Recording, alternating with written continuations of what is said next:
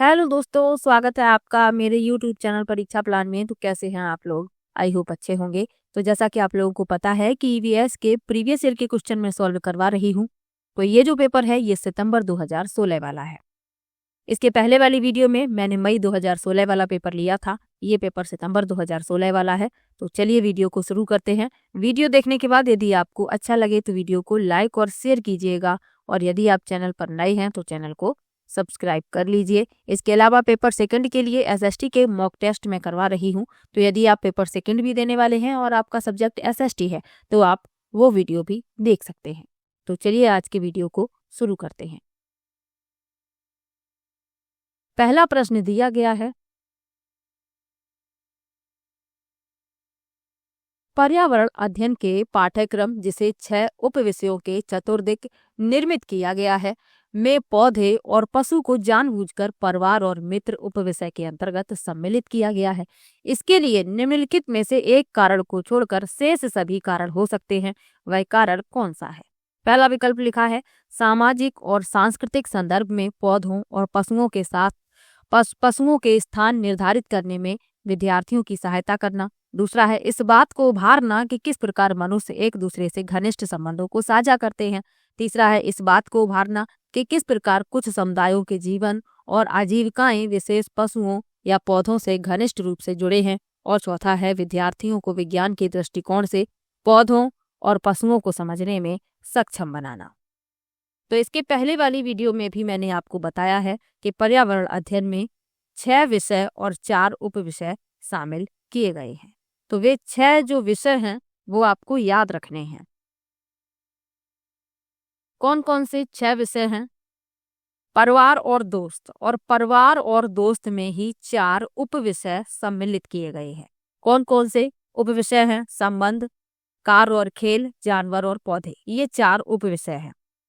दूसरा विषय भोजन है, तीसरा घर या आश्रय, चौथा पानी, पांचवा यात्रा, और छठवा है वह वस्तुएं जिन्हें हम बनाते हैं और वह काम जिन्हें हम करते हैं। तो ये सभी आपको याद रखने हैं।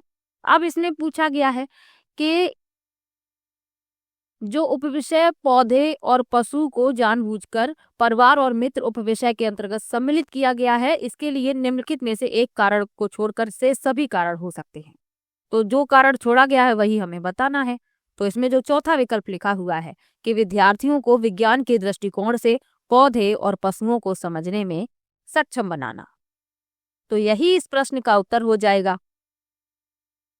पौधों और जानवरों उपविषय को कुछ समुदायों के जीवन और आजीविका और विशिष्ट जानवरों और पौधों के साथ उनके करीबी संबंध के बारे में शिक्षार्थियों को संवेदनशील बनाने के लिए शामिल किया गया है। और इसमें लिखा है कि विज्ञान के दृष्टिकोण से पौधों और पशुओं को समझने में, तो यही इसमें जो पूछा गया है कि एक कारण को छोड़कर से सभी कारण हो सकते हैं, तो यही इस प्रश्न का उत्तर हो जाएगा। चलिए आगे बढ़ते हैं। बाकी तीनों सही लिखे हुए हैं लेकिन ये सही नहीं है, तो यही इस प्रश्न का उत्तर है। प्रश्न को ध्यान से पढ़िएगा हमेशा ही जब भी आप पेपर देने जाएं कि प्रश्न में पूछा क्या गया है। जैसे इसमें पूछा गया था कि एक कारण को छोड़कर से सभी कारण हो सकते हैं, तो सभी कारण तो ये जो 3 है ये सही है, लेकिन चौथा जो लिखा हुआ है ये सही नहीं है, तो यही इस प्रश्न का उत्तर हो जाएगा। चलिए आगे बढ़ते हैं। लिखा है, पर्यावरण अध्ययन के शिक्षण अधिगम में सर्वेक्षण का उद्देश्य है। पहला विकल्प है, समुदाय के साथ अन्योन्य क्रिया का अवसर प्रदान करना। दूसरा है, बच्चों को विभिन्न लोगों के प्रति संवेदनशील बनाना। तीसरा है, सूचना को प्रत्यक्ष प्राप्त करने का अवसर प्रदान करना। और चौथा है, आकलन के एक अवसर के रूप में इसका उपयोग करना। उपर्युक्त में से कौन से सही हैं? अब जो सही है वह हमें बताने हैं। और पूछा गया है कि पर्यावरण अध्ययन के शिक्षण अधिगम में सर्वेक्षण का उद्देश्य, तो सर्वेक्षण के उद्देश्य बताने हैं। तो ईवीएस एक ऐसा विषय है जो प्राकृतिक वातावरण के बारे में बच्चों की जिज्ञासा को पोषित करने से संबंधित है। सर्वेक्षण विधि क्या है, यानी सर्वेक्षण क्या है? तो यह एक निष्कर्ष निकालने और वास्तविक स्थिति से जुड़कर महत्वपूर्ण निर्णय लेने के लिए प्रश्न पूछकर सटीक जानकारी एकत्र करने की तकनीक है। और सर्वेक्षण विधि में जो शिक्षार्थी होते हैं इनकी सक्रिय भागीदारी सुनिश्चित होती है, तो ये भी आपको याद रखना है। अब इसमें जो उद्देश्य है वह हमें बताने हैं। तो समुदाय के साथ अन्योन्य क्रिया का अवसर प्रदान करना, ये सही है। बच्चों को विभिन्न लोगों के प्रति संवेदनशील बनाना, ये भी सही है। सूचना को प्रत्यक्ष प्राप्त करने का अवसर प्रदान करना, ये भी सही है। और आकलन के एक अवसर के रूप में इसका उपयोग करना, ये भी सही है। यानी ABCD चारों ही सही है। तो पहला विकल्प इस प्रश्न का उत्तर हो जाएगा। चलिए आगे बढ़ते हैं, अगले प्रश्न पर चलते हैं। लिखा है प्रश्न संख्या 63 से 65 निम्नलिखित अवतरण पर आधारित है। 63 से 65 तक यानी जो 3 प्रश्न हैं इस अवतरण पर आधारित हैं जो यहाँ पर लिखा हुआ है। लिखा है शिक्षक द्वारा प्रदर्शित एक कटोरे में पानी उबालना और उसका वाष्पीकरण हो जाने के प्रयोग को देखने के बाद 7-8 वर्ष के बच्चों के द्वारा दिए गए उत्तर इस प्रकार हैं। क्या उत्तर दिए हैं बच्चों ने? पानी गुम हो गया, कटोरे ने पानी सोख लिया, आग ने पानी पी लिया, भगवान ने पानी पी लिया। अब प्रश्न पढ़ते हैं फिर उनके उत्तर देखते हैं। तो प्रश्न लिखा हुआ है, ये उत्तर बच्चों और उनके विचारों के बारे में क्या बताते हैं? बच्चों ने जो उत्तर दिए हैं तो ये उत्तर क्या बता रहे हैं बच्चों और उनके विचारों के बारे में? पहला विकल्प है बच्चों के उत्तर तर्कसंगत नहीं है। दूसरा है बच्चों की सोच गलत है। तीसरा है बच्चे अच्छा अवलोकन नहीं कर पाते। और चौथा है वाष्पीकरण के बारे में बच्चों के विकल्पी विचार हैं। तो ये जो उत्तर हैं, बच्चे क्या कह रहे हैं कि पानी गुम हो गया, कटोरों ने पानी सोख लिया, आग ने पानी पी लिया, भगवान ने पानी पी लिया। तो ये जो उत्तर हैं ये बता रहे हैं कि वाष्पीकरण के बारे में बच्चों की जो सोच है वह वैकल्पिक है, यानी कि जो विचार हैं वह वैकल्पिक हैं। तो इसमें चौथा विकल्प इस प्रश्न का उत्तर हो जाएगा। अगला प्रश्न क्या दिया गया है, उसी अवतरण के आधार पर उत्तर देना है। अगला प्रश्न दिया गया है कि शिक्षक को इन उत्तरों का सामना किस प्रकार करना चाहिए। पहला है जल चक्र का एक मानक चार्ट प्रदर्शित करें। दूसरा है वाष्पीकरण की परिभाषा दें और बच्चों को उसे याद रखने के लिए कहें। तीसरा है उनके विचारों तक पुनः पहुंचने के लिए एक चर्चा प्रारंभ करें। और चौथा है बच्चों को बता दें कि वे गलत हैं। प्रश्न में पूछा गया है कि शिक्षकों को इन उत्तरों का सामना किस प्रकार करना चाहिए। जो उत्तर यहाँ पर लिखे हुए हैं इस अवतरण में, चलिए देखते हैं कौन सा विकल्प सही होगा। तो जल चक्र का एक मानक चार्ट प्रदर्शित करें, ये इसमें नहीं होगा। वाष्पीकरण की परिभाषा दें, बच्चों को उसे याद रखने के लिए कहें, याद करने वाला तो उत्तर होगा नहीं।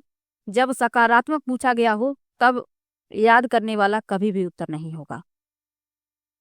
तीसरे में लिखा है उनके विचारों तक पुनः पहुंचने के लिए एक चर्चा प्रारंभ करें, ये उत्तर सही है। तीसरा विकल्प इस प्रश्न का उत्तर हो जाएगा कि उनके विचार क्या है। उनके विचारों तक पहुंचने के लिए एक चर्चा प्रारंभ करें, फिर बच्चे अपने विचार फिर से प्रदर्शित करेंगे कि वाष्पीकरण के बारे में उनकी क्या अवधारणा है। तो यही इस प्रश्न का उत्तर हो जाएगा। चलिए आगे बढ़ते हैं। लिखा है वाष्पीकरण विषय पर बच्चों की विविध सोच का आकलन करने के लिए निम्नलिखित में से कौन सा प्रश्न एक नमूना हो सकता है। पहला है क्या होता यदि जल चक्र होता ही नहीं। दूसरा है जल चक्र के क्रम के सोपानों की सूची बनाइए। तीसरा है जल चक्र का आरेख बनाइए, उसे नामित कीजिए। और चौथा है जल चक्र के 5 लाभ लिखिए। अब प्रश्न में क्या कहा गया है कि विविध सोच का आकलन करने के लिए कौन सा प्रश्न एक नमूना हो सकता है। तो जो पहला प्रश्न लिखा हुआ है क्या होता यदि जल चक्र होता ही नहीं, तो ये जो प्रश्न है ये मुक्त अंत वाला प्रश्न है। और मुक्त अंत वाले प्रश्न व्यापक सोच को बढ़ावा देते हैं, क्योंकि इसके एक से अधिक उत्तर होते हैं। इसका उत्तर हाँ या ना में नहीं देना होता है, बल्कि इस जो मुक्त अंत वाले प्रश्न होते हैं इसके द्वारा बच्चे अपने विचारों को प्रदर्शित करते हैं। तो यही इस प्रश्न का उत्तर हो जाएगा, क्योंकि इसमें पूछा गया था कि विविध सोच का आकलन करने के लिए। तो पहला विकल्प इसमें सही हो जाएगा। चलिए आगे बढ़ते हैं। लिखा है निम्नलिखित में से कौन से राज्य जम्मू और कश्मीर के पड़ोसी राज्य हैं। मैप से एक प्रश्न आपको जरूर मिलेगा, ध्यान से मैप को समझ लीजिए। दिशा वाला भी प्रश्न पूछा जाता है, पड़ोसी राज्य वाले प्रश्न भी पूछे जाते हैं, तो आपको याद रखने हैं। चलिए आगे पढ़ लेते हैं विकल्प को।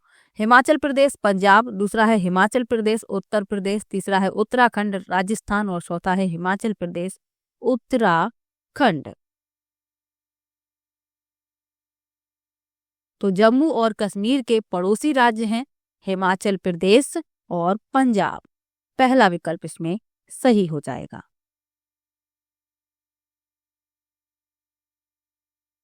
अगला प्रश्न है, प्रत्येक स्थान के नाम के साथ उस क्षेत्र में बनाए जाने वाले सामान्य घरों के सही विवरण का मिलान कीजिए। मिलान करना है, फिर बताना है कौन सा विकल्प सही है। घरों से संबंधित प्रश्न हमेशा ही पूछा जाता है और कुछ ऐसे टॉपिक हैं जिनसे हमेशा ही प्रश्न पूछे जाते हैं, जैसे हाथी है, मधुमक्खी है, रेगिस्तानी ओक है, खेजड़ी वृक्ष है। घरों की विशेषताओं से प्रश्न पूछे जाते हैं, पक्षियों के घोंसलों से प्रश्न पूछे जाते हैं। तो ये कुछ टॉपिक ऐसे हैं जिनसे हमेशा ही प्रश्न पूछे जाते हैं और ये सभी टॉपिक आपको एनसीईआरटी की किताबों में पढ़ने के लिए मिलेंगे। चलिए देखते हैं, मिलान करते हैं। लिखा है मनाली। तो मनाली में घर कैसे बनाए जाते हैं? मनाली में जो घर बनाए जाते हैं ये बनाए जाते हैं पत्थर या लकड़ी से बने ढालू छतों वाले घर। क्योंकि मनाली जो है पहाड़ी क्षेत्र है, वहां भारी बारिश और बर्फबारी भी होती है, इसीलिए ये छतें जो हैं ढालू बनाई जाती हैं। राजस्थान में कैसे घर बनाए जाते हैं? तो राजस्थान में मिट्टी के घर बनाए जाते हैं जिनकी छतें कटीली झाड़ियों से बनाई जाती हैं। क्योंकि राजस्थान में गर्मी बहुत ज्यादा होती है, इसीलिए ये लोग मिट्टी के घर बनाते हैं, यानी कि दीवारें मोटी मोटी बनाते हैं ताकि जो बाहर की गर्मी है वो घर के अंदर ना आए, और जो छतें होती हैं वह कटीली झाड़ियों से बनाई जाती हैं। असम में घर कैसे बनाए जाते हैं? तो असम में घर बांस के खंभों पर बने होते हैं, जमीन से 10 से 12 फीट ऊंचाई पर बनाए जाते हैं, लकड़ी के बनाए जाते हैं और इनकी छतें भी ढालू होती हैं। क्योंकि बारिश असम में ज्यादा होती है, बाढ़ भी आती है, इसीलिए पानी घर के अंदर ना जाए बाढ़ का, इसीलिए घर जमीन से 10 से 12 फीट ऊंचाई पर मजबूत बांस के खंभों पर बनाए जाते हैं। तो इसे मिला देंगे पहले से। और लद्दाख में घर कैसे बनाए जाते हैं? तो लद्दाख में बनाए जाते हैं पत्थर के बने घर जिनके फर्श और छतें लकड़ी की बनी होती हैं। 2 मंजिला घर बनाए जाते हैं, नीचे वाली मंजिल में कोई भी खिड़की नहीं होती। नीचे वाली मंजिल में घर का जरूरी सामान और जानवरों को रखा जाता है। घर के सदस्य ऊपर वाली मंजिल में रहते हैं। जो सीढ़ियां बनाई जाती हैं वो भी लकड़ी की होती हैं, और मैंने आपको बताई भी हैं लद्दाख के घरों की विशेषताएं। तो इसमें देख लेते हैं कौन सा विकल्प सही है। ए का दूसरा, बी का चौथा, सी का पहला और डी का पांचवा। यानी कि आप देखते हैं कि दूसरा विकल्प इस प्रश्न का उत्तर हो जाएगा। चलिए आगे बढ़ते हैं, अगले प्रश्न पर चलते हैं। लिखा है पशुओं की त्वचा पर विविध पैटर्न यानी डिजाइन। पहला विकल्प है उनकी शारीरिक शक्ति को इंगित करते हैं। दूसरा है परावर्तित प्रकाश के कारण होते हैं। तीसरा है उनकी त्वचा पर बालों के कारण होते हैं। और चौथा है उस जलवायु के कारण होते हैं जिसमें वे रहते हैं। तो प्रश्न में पूछा गया है कि पशुओं की त्वचा पर विविध पैटर्न। आपने देखा होगा कि जो जानवर होते हैं इनकी त्वचा पर विविध पैटर्न होते हैं। पैटर्न यानी कि किसी के लाइंस होते हैं, किसी के डॉट्स जैसे होते हैं। क्यों होते हैं ये पूछा गया है। तो ये होते हैं उनकी त्वचा पर बालों के कारण। और एक बात आपको और साथ में याद रखनी है कि जिनकी त्वचा पर बाल होते हैं और जिनके कान बाहर की तरफ होते हैं वो बच्चों को जन्म देते हैं। जैसे गाय, बिल्ली, बकरी, कुत्ता, ये सभी बच्चों को जन्म देते हैं। इनके कान भी बाहर की तरफ होते हैं और त्वचा पर यानी शरीर पर बाल होते हैं। तो साथ में आपको ये भी याद रखना है। चलिए आगे बढ़ते हैं। अगला प्रश्न दिया गया है जो व्यक्ति जंगल में कम से कम 25 वर्षों से रह रहे हैं उनका उस जंगल भूमि पर और उसमें पैदा होने वाली वस्तुओं पर अधिकार है। यह जनादेश किसके द्वारा दिया गया? पहला है भारतीय जंगल अधिनियम 1927, दूसरा है जंगल अधिकार अधिनियम 2007, तीसरा है भूमि अधिग्रहण अधिनियम 1894 और चौथा है संविधान अनुसूचित जाति आदेश संशोधन विधेयक 2012।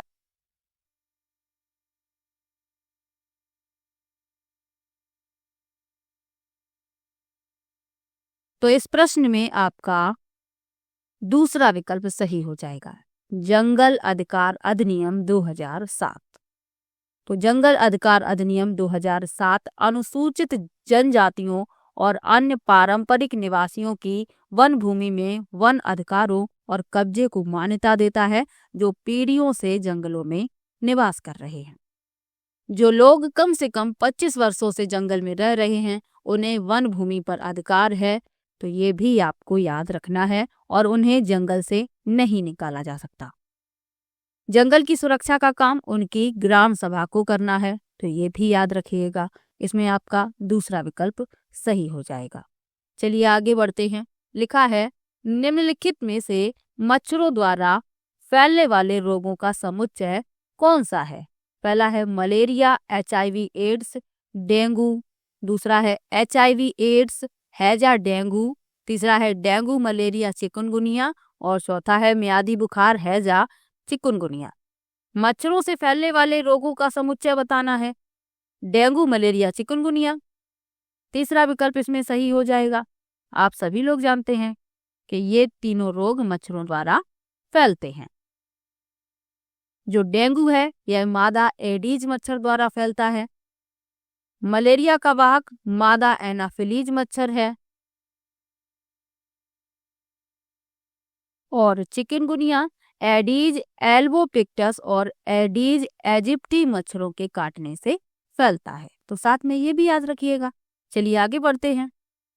अगला प्रश्न दिया गया है घटपर्डी पौधा यानी नीपेंथिस।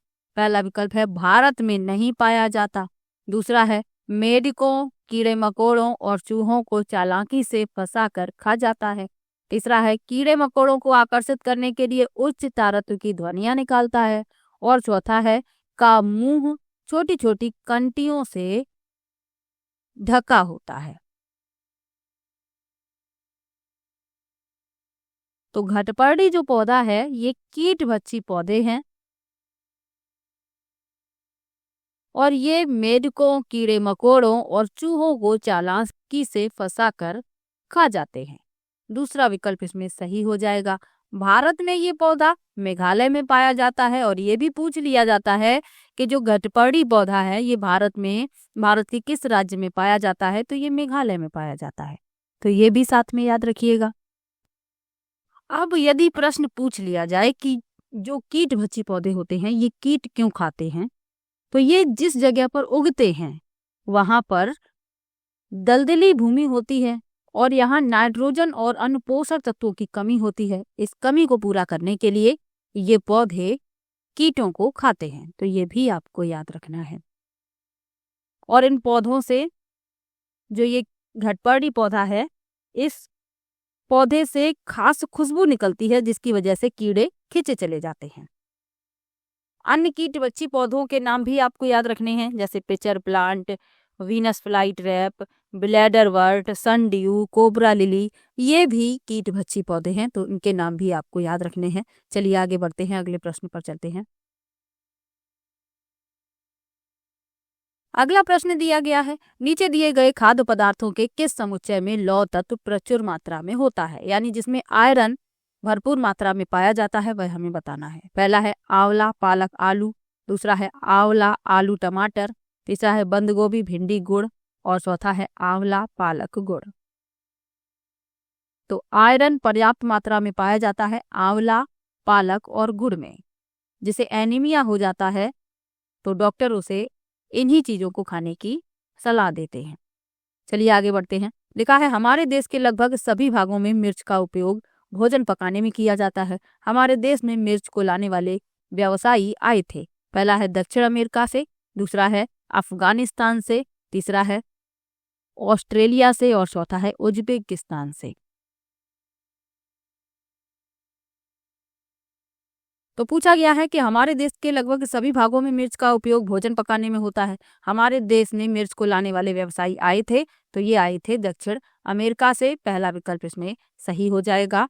एक पोएम दी गई है एनसीईआरटी की किताब में, उसी से ये सभी प्रश्न बनते हैं। तो जब मैं एनसीईआरटी से आपको पढ़ाऊंगी तो डिटेल में वहां पर बता दूंगी।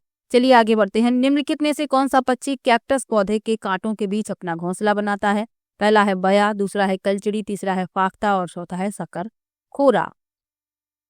तो कैक्टस के कांटों के बीच अपना घोंसला बनाता है फाख्ता यानी डब, बी विकल्प इसमें सही हो जाएगा। चलिए आगे बढ़ते हैं।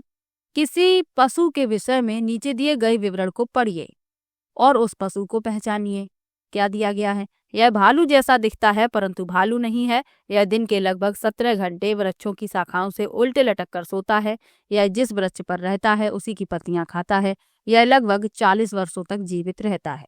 पहला विकल्प है चिंपांजी, दूसरा है पांडा, तीसरा है स्लॉथ और चौथा है लंगूर। तो इसमें आपका तीसरा विकल्प सही हो जाएगा, स्लॉथ। ये बहुत आलसी होते हैं। स्लॉथ प्रतिदिन लगभग 17 घंटे सोते हैं और पेड़ों से उल्टे लटक कर सोते हैं। ये भी आपको याद रखना है। भालू जैसे दिखते हैं पर भालू नहीं होते हैं और जिस पेड़ पर ये लटकते हैं उसी की पत्तियां खाते रहते हैं। जब उस पेड़ की पत्तियां खत्म हो जाती हैं तो ये पास वाले पेड़ पर चले जाते हैं। तो ये भी साथ में आपको याद रखना है। तीसरा विकल्प इसमें सही हो जाएगा। चलिए आगे बढ़ते हैं। लिखा है नीचे दिए गए जीवों के समूह में किनकी दृष्टि श्रेष्ठ होती है तथा वे मनुष्यों की तुलना में 4 गुनी अधिक दूरी की वस्तुओं को देख सकते हैं। पहला है सांप, रेशम कीट, छिपकली, दूसरा है चील, गरुड़, गिद्ध, तीसरा है मधुमक्खी, मच्छर, तितली और चौथा है बाघ, तेंदुआ, सांड।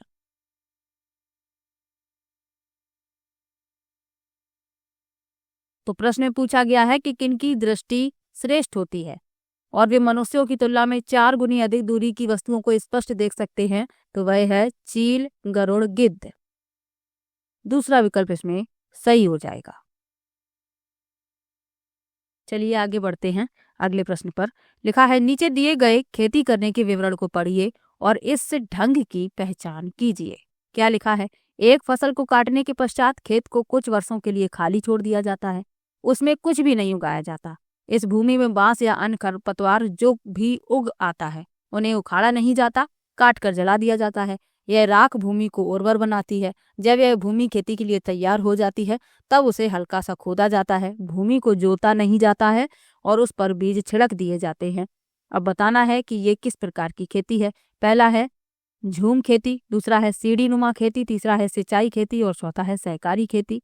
तो मैंने आपको कई बार बताया है झूम खेती के बारे में। इसे ही स्थानांतरित कृषि कहते हैं, इसे ही कर्तन और दहन कृषि कहते हैं। तो पहला विकल्प इसमें सही हो जाएगा, झूम खेती। चलिए आगे बढ़ते हैं। लिखा है जब कोई सपेरा अपने वाद्य यंत्र बीन को बजाता है तो सांप उसकी ध्वनि पर अपने सिर को इधर उधर घुमाता है। आपके विचार से सांप वाद्य यंत्र के प्रति अनुक्रिया कैसे कर रहा है? पहला है उस वाद्य यंत्र को सूंघ कर, दूसरा है उस वाद्य यंत्र की ध्वनि को सुनकर, तीसरा है उस वाद्य यंत्र की गति को देखकर और चौथा है उस वाद्य यंत्र द्वारा उत्पन्न कंपनों के प्रति अनुक्रिया करके।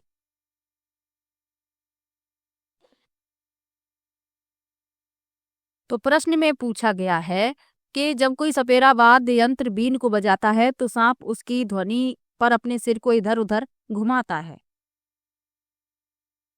तो क्यों घुमाता है ये पूछा गया है। तो इसमें आपका चौथा विकल्प सही हो जाएगा, उस वाद्य यंत्र द्वारा उत्पन्न कंपनों के प्रति अनुक्रिया करके।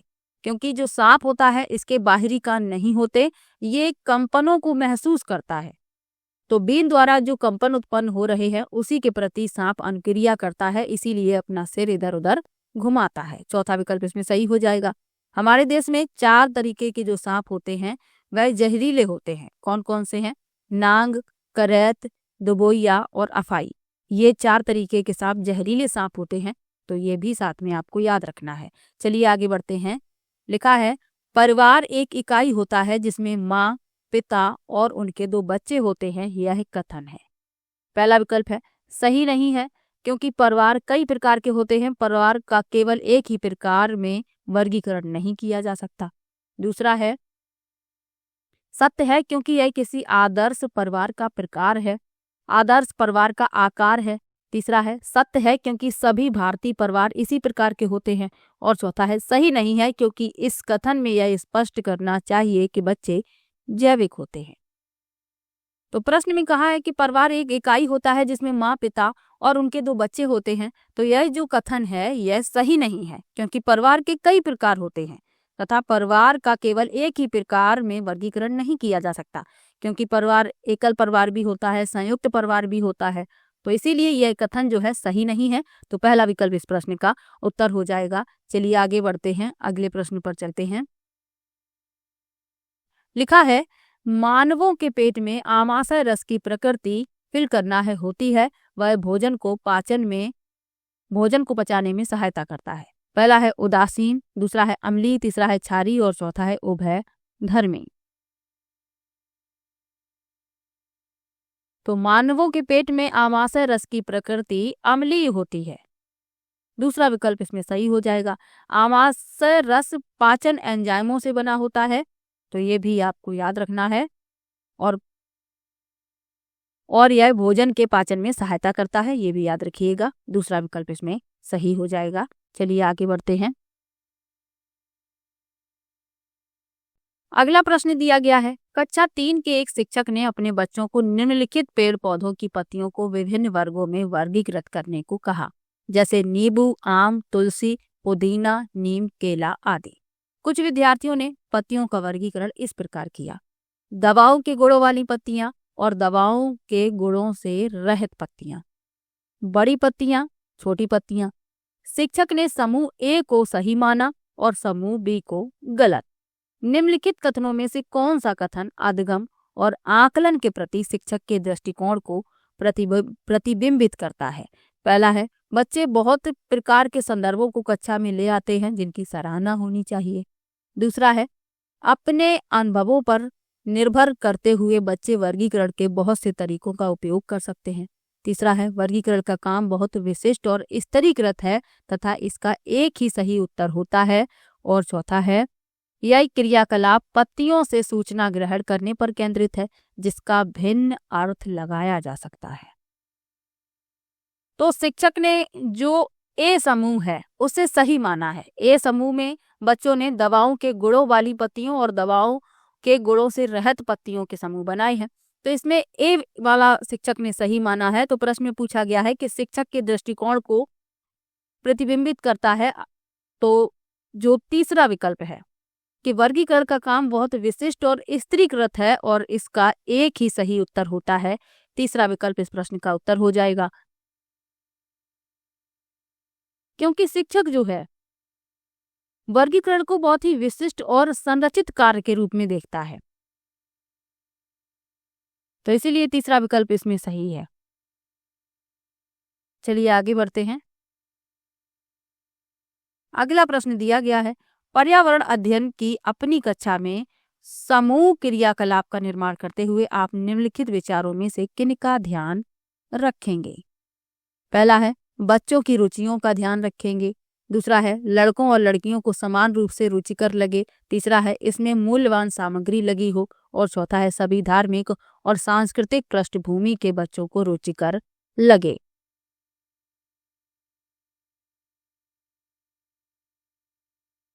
तो पर्यावरण अध्ययन की कक्षा में समूह क्रियाकलाप का निर्माण करना है, तो आप किन विचारों का ध्यान रखेंगे ये पूछा गया है। तो सबसे पहले बच्चों की रुचियों का ध्यान रखा जाना चाहिए, तो पहला इसमें सही है। लड़के और लड़कियों को समान रूप से रुचिकर लगे, ये भी सही है। इसमें मूल्यवान सामग्री लगी हो, ये जरूरी नहीं है कि मूल्यवान सामग्री लगी हो, आप उपलब्ध सामग्री से भी क्रियाकलाप का निर्माण कर सकते हैं। और डी में लिखा है, सभी धार्मिक और सांस्कृतिक पृष्ठभूमि के बच्चों को रुचिकर लगे, ये भी सही है। तो ए बी डी इसमें सही है, पहला विकल्प इस प्रश्न का उत्तर हो जाएगा। चलिए आगे बढ़ते हैं। निम्नलिखित सभी कथन पर्यावरण अध्ययन में सामूहिक रूप से क्रियाकलापों में संलग्न शिक्षकों और विद्यार्थियों के पक्ष में तर्क प्रस्तुत करते हैं। केवल एक कथन को छोड़कर, वह कथन कौन सा है? पहला है, बच्चे दूसरे बच्चों से बात और बहस करने से अधिक सीखते हैं। दूसरा है, समूह क्रियाकलापों की वजह से बच्चे अंक उपलब्धि में अच्छा सुधार प्रदर्शित करते हैं। तीसरा है, प्रौढ़ों के समर्थन से बच्चों को अपनी क्षमता से अधिक ज्ञान के निर्माण में सहायता मिल सकती है। और चौथा है, बच्चे परस्पर सामंजस्य और सहयोग करना सीखते हैं। तो जो सामूहिक गतिविधियां होती हैं, यह सहयोग और सहायता से सीखने को सार्थक बनाने के लिए एक महत्वपूर्ण उपकरण के रूप में कार्य करती हैं। अब इसमें पूछा गया है कि केवल एक कथन को छोड़कर, यानी कि जो छोड़ा गया है वही हमें बताना है। तो इसमें जो लिखा हुआ है दूसरा विकल्प, कि समूह क्रियाकलापों की वजह से बच्चे अंक उपलब्धि में अच्छा सुधार प्रदर्शित करते हैं, तो यही इस प्रश्न का उत्तर हो जाएगा। क्योंकि शिक्षार्थियों को वास्तविक अनुभवों से परिचित कराने के लिए सामूहिक गतिविधियों का आयोजन किया जाता है, अंकों में सुधार के लिए नहीं किया जाता, तो इसीलिए दूसरा इसमें शामिल नहीं होगा, तो यही इस प्रश्न का उत्तर हो जाएगा। चलिए आगे बढ़ते हैं। समूह कार्य से पर्यावरण अध्ययन कर रहे बच्चों की सामाजिक वैयक्तिक विशेषताओं के आकलन के लिए निम्नलिखित में से कौन सा उपकरण सर्वाधिक उपयुक्त होगा? पहला है कागज पेंसिल परीक्षण, दूसरा है मौखिक प्रश्न, तीसरा है निर्धारण मापनिया और चौथा है दत्त कार्य। तो पूछा गया है कि समूह कार्य से पर्यावरण अध्ययन कर रहे बच्चों की सामाजिक वैयक्तिक विशेषताओं के आकलन के लिए कौन सा उपकरण सर्वाधिक उपयुक्त होगा? तो वह है निर्धारण मापनिया यानी रेटिंग स्केल्स। तीसरा विकल्प इसमें सही हो जाएगा। अब जो और विकल्प लिखे हुए हैं इनके बारे में जान लीजिए। कागज पेंसिल परीक्षण क्या है? तो एक क्षमता परीक्षण है ये, जिसमें छात्र प्रश्न पढ़ते हैं और लिखित रूप में अपना जवाब देते हैं। मौखिक प्रश्न क्या है? मौखिक रूप से बच्चे उत्तर देते हैं, यानी कि प्रश्न पूछे जाते हैं और बच्चे उत्तर देते हैं। दत्त कार्य क्या है? अध्ययन के पाठ्यक्रम के हिस्से के रूप में छात्रों को आवंटित कार्य का एक छोटा भाग, तो ये दत्त कार्य होता है। तो इन सब के बारे में भी याद रखिएगा। चलिए अगले प्रश्न पर चलते हैं। लिखा है नीचे पौधों के बारे में बच्चों के कुछ सहजानुभूत विचार दिए गए हैं, इनमें से कौन सा विचार वैज्ञानिक की दृष्टि से ठीक है? पहला है बीज किसी पौधे का हिस्सा नहीं होते, दूसरा है गाजर और बंद गोभी पौधे नहीं है, तीसरा है घास पौधा नहीं है और चौथा है कुछ सब्जियां फल होती हैं। तो इसमें पूछा गया है कौन सा विचार वैज्ञानिक दृष्टि से ठीक है? तो बीज किसी पौधे का हिस्सा नहीं होते, ये तो गलत है। गाजर और बंद गोभी पौधे नहीं है, घास पौधा नहीं है, ये भी गलत। कुछ सब्जियां फल होती हैं, ये सही है। तो यही इस प्रश्न का उत्तर हो जाएगा। अगला प्रश्न दिया गया है कक्षा 4 की एक शिक्षिका ने अपने शिक्षार्थियों से कहा, कुछ वयोवृद्ध लोगों से यह पूछिए कि जब वे जवान थे तो क्या उन्होंने कुछ ऐसे पौधे देखे थे जो आजकल नहीं दिखाई पड़ते। उपर्युक्त प्रश्न के पूछे जाने पर निम्नलिखित में से किस कौशल के आकलन की संभावना नहीं है? पहला है प्रश्न पूछना, दूसरा है अभिव्यक्ति, तीसरा है प्रयोग और चौथा है चर्चा।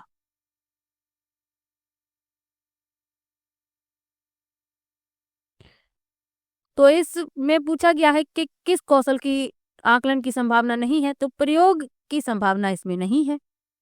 तो यही इस प्रश्न का उत्तर हो जाएगा, क्योंकि बड़े लोगों से ये प्रश्न पूछना है कि जब वे जवान थे तो क्या उन्होंने कुछ ऐसे पौधे देखे थे जो आजकल नहीं दिखाई पड़ते।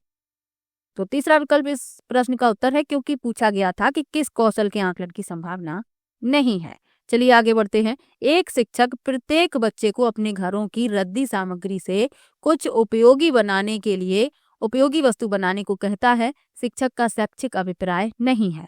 पहला है कक्षा के श्रेष्ठ विद्यार्थी के बारे में निर्णय करना, दूसरा है बच्चों में सृजनशीलता का विकास, तीसरा है बच्चों को पुनश्चक्रण, पुनः प्रयोग और रूपांतरण को समझने देना और चौथा है कूड़े से बनी श्रेष्ठ वस्तुओं की प्रदर्शनी आयोजित करना।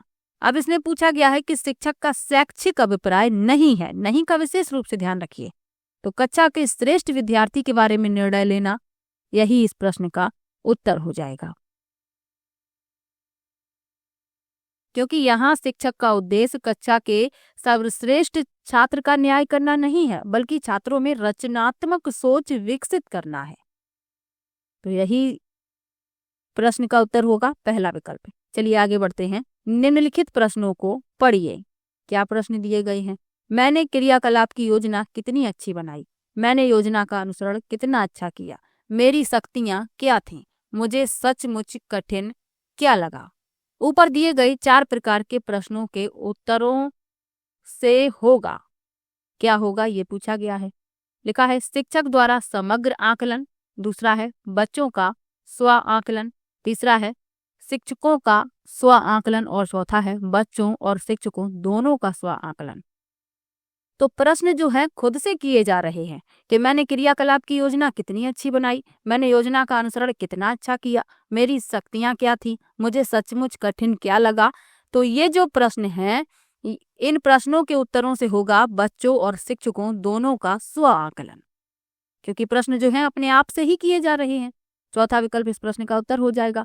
स्व आकलन क्या होता है? इस तरह के आकलन में एक शिक्षक या छात्र खुद से सवाल पूछते हैं कि मैंने गतिविधि के लिए कितना अच्छा किया, मैंने योजना का कितना पालन किया। इस तरीके के प्रश्न स्वयं से पूछे जाते हैं। तो चौथा विकल्प इस प्रश्न का उत्तर होगा। चलिए आगे बढ़ते हैं। अगला प्रश्न दिया गया है, पर्यावरण अध्ययन की पाठ्य पुस्तक में प्रयुक्त भाषा। पहला है तकनीकी और औपचारिक होनी चाहिए। दूसरा है बच्चे की दिन प्रतिदिन की भाषा से संबद्ध होनी चाहिए। तीसरा है रूखी और बच्चों के द्वारा समझने में कठिन होनी चाहिए। और चौथा है परिभाषाओं पर बल देते हुए औपचारिक बनाई जानी चाहिए। तो पर्यावरण अध्ययन की पाठ्यपुस्तक में जो प्रयुक्त भाषा है वह बच्चे की दिन प्रतिदिन की भाषा से संबद्ध होनी चाहिए। दूसरा विकल्प इसमें सही हो जाएगा।